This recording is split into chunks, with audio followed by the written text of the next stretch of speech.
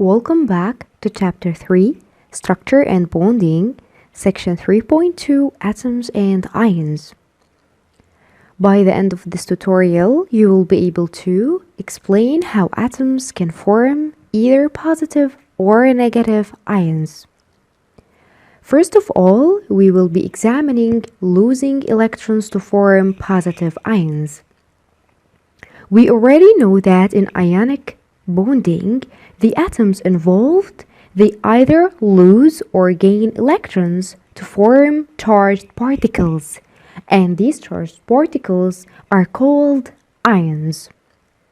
The ions have electronic structure of a noble gas.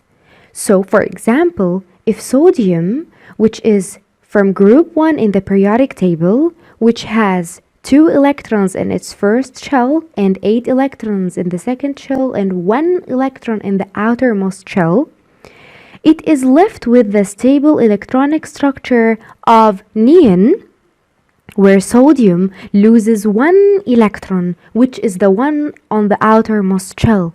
So it becomes like the neon element, which has the stable electronic structure, and by that we mean that the last shell of this element is fully filled with electrons. Now the sodium atom, it has 8 electrons in its outermost shell after losing 1 electron. However, it is also left with 1 more proton in its nucleus than there are electrons around the nucleus, and the proton has a positive charge, so it has 1 more extra proton more than the electrons, and the proton, we know it's positive, so the sodium atom now has become a positively charged ion, and that's why we put the plus up here.